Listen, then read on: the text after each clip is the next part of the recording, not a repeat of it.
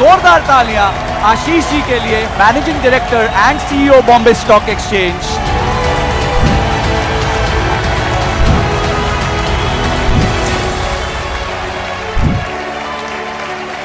कई बार मैं पूछता हूं लोगों को कि रतन टाटा में, धीरूभाई अंबानी में, नारायण मूर्ति में समान क्या है, क्या चीज सेम है। कोई बोलता है फोकस, कोई बोलता है उद्योग, उद्यम।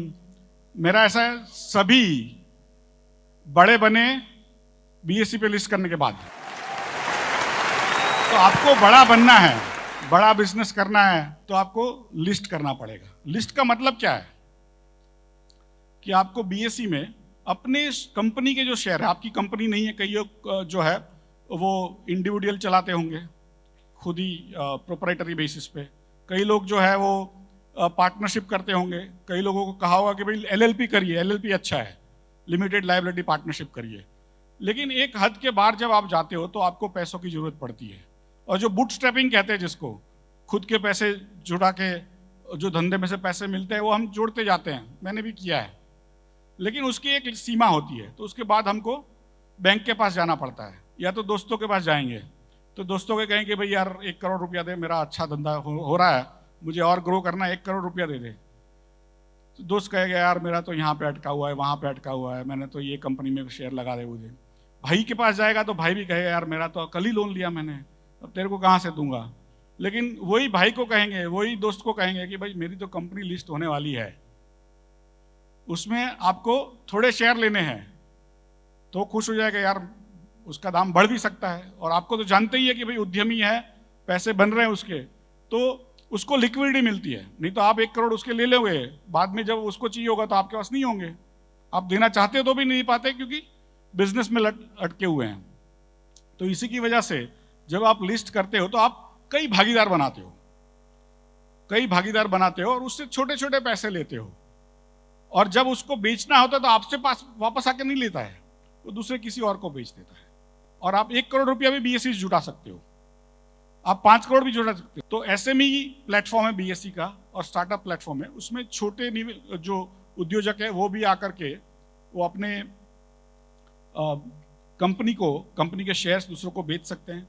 उससे जो पैसा मिलेगा उससे उसके सामने फिर आप बैंक के पास जाके और लोन ले सकते हो। बिकॉज जब आप बैंक के पास जाते हो तो बैंक कहती है कि भाई डेट इक्विटी क्या है, तो डेट इक्विटी 2:1 है, तो आप 1 करोड़ रुपया लोगों जुड़ा रहे हो तो आप 2 करोड़ बैंक से भी लोन लेकर के 3 करोड़ रुपया आप धंधे में वापस लगा सकते हो।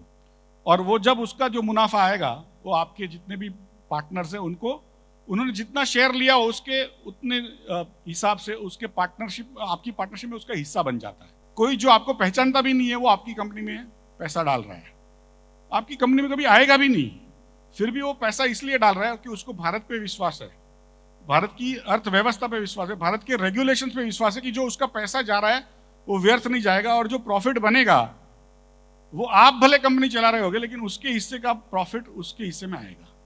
तो ये जो समाज एक दूसरे पे भरोसा करता है वही समाज समृद्ध बनता है, वो समाज वेल्थ क्रिएट करता है। तो मेरे हिसाब से आप सभी के सभी, आपको रतन टाटा बनना है, नारायण मूर्ति बनना है, अजीम प्रेमजी बनना है, सभी के सभी धीरूभाई अंबानी बनना है, तो आपको बीएसई पे लिस्ट करना पड़ेगा। तो वेट क्यों कर रहे हो, ये खत्म होते ही आप बीएसई को संपर्क करिए ashish.chauhan@bseindia.com और अपने आप को लिस्ट कैसे करते हैं उसकी जानकारी प्राप्त करिए।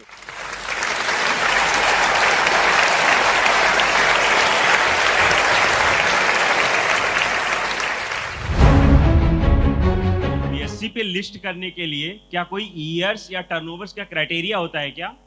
छोटी कंपनियों को शुरू करने के लिए जो एसएमई में है, आपको 3 साल का कंपनी है तो उसमें मिनिमम 2 साल का प्रॉफिट होना चाहिए। उसके बाद आप 1 करोड़ 2 करोड़ 3 करोड़ की कंपनी हो तो भी चलेगा।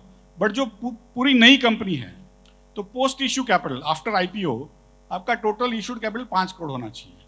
और जो आप स्टार्टअप सेगमेंट में आते हो, startup India, stand up India में जो भी रजिस्टर्ड है उसको हम स्टार्टअप सेगमेंट में लिस्ट करते हैं, तो उसके लिए फिर आपको 10 लाख का भी टर्नओवर है, 50 लाख का भी टर्नओवर है तो भी हम स्वीकार करते हैं।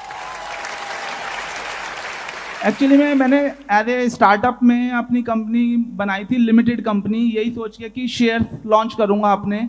मगर जब मैंने देखा कि स्टार्टअप में लिमिटेड कंपनियों को काउंट ही नहीं किया जाता, तो क्या मैं अपने शेयर एज ए स्टार्टअप में मतलब लिस्टिंग करा सकता हूं कंपनी की? और उसमें क्या खर्चा आएगा स्टार्टिंग में अगर मैं कंपनी को करता हूं? मिनिमम क्या खर्चा आ जाता है उसके अंदर? जो एक प्रक्रिया होती है प्रोस्पेक्टस बनाने की, उसको अप्रूव कराने की, लीगल ओपिनियन लेना पड़ता है, बाकी सब चीज़ करनी पड़ती है। उसके लिए जो मर्चेंट बैंकर होता है, इन्वेस्टमेंट बैंकर जिसको कहते हैं, वो एक पैसा चार्ज करता है। तो वही फीस जो आपने कहा करीब 30 से 50 लाख रुपया वो शुरू में चार्ज करते हैं। उसमें से थोड़ा एक पार्ट है, आप उनको जो जेब खर्ची का पैसा है वो आप उनको रोकड़े में दे सकते हो। बाकी ये उसको कह सकते हो कि तुमको मेरे पे भरोसा है, मेरे बिजनेस में भरोसा है, इसलिए तो दूसरों को बेच रहे हो, तो मेरी शेयर कंपनी के शेयर ही तुमको देता हूँ इतने भाव के, तो तुम रख लो। तो जो टोटल कॉस्ट है इनिशियल, वो आपके पैसे आपके पास रहेंगे और उसको उसके सामने आप शेयर दे सकते हैं। मैं बिहार से हूँ, वहाँ पे मैं रिटेल चेन फार्मेसी रन कर रहा हूँ with 57 stores. My EBITDA was around 30 CR, last year it was around 3 CR, this year it was around 30 CR। Is it the right time to get into listed on BSE और get funds from the go for the Series A investment? बहुत अच्छा सवाल है और अच्छा धंधा है भाई, तालियां। 30 करोड़ का जो एबिटा कर सकता है बिहार में, वो बहुत महान आदमी है। क्वेश्चन जो है कि मैं सीरीज ए के लिए जाऊं कि फंड एक्सचेंज में डायरेक्टली लिस्ट करूं। लिस्टिंग करोगे तो आपके जो आपका इंडिपेंडेंस बरकरार रहेगा। जब किसी से आप पैसा लेते हो जो बड़ी पार्टी से, तो आपको 50,000 चीज लिखवा लेंगे कि आप ये नहीं कर सकते हो, वो नहीं कर सकते हो, ऐसा होगा तो ऐसा होगा। और most of them will also give you money as if it is a debt. मैंने कई लोगों को देखा है कि जो आके बोलते यार लेके मैंने गलती कर ली। कईयों को ऐसा, जो आजकल न्यूज़पेपर पढ़ते तो लगता है कि हर आदमी को 1000 करोड़ का 2000 करोड़ फंडिंग मिलता है, ऐसा नहीं है। वो PR का नतीजा है, पब्लिक रिलेशंस का। जिसके पास बहुत पैसे देते हैं वो न्यूज़पेपरों को बहुत पैसे देते हैं कि जिसमें छपवाते हैं। तो मेरा तो रिक्वेस्ट कईयों को रहता है कि यार वो $10 बिलियन का आदमी हो गया। जैसे कई लड़कियों को रहता है ना, कई राजकुमार आएगा और मुझे ले जाएगा और मैं जिंदगी भर रानी बन के रहूंगी। तो ऐसा हर एंटरप्रेन्योर को लगता है, एक इन्वेस्टर आएगा और मेरे को बिलियनर बना देगा। ऐसा कोई राजकुमार नहीं है दुनिया में, ऐसा कोई इन्वेस्टर भी नहीं है। वो डंडे मारेगा और तुम काम करोगे। तो खुद के लिए करो ना यार, लिस्टिंग करो।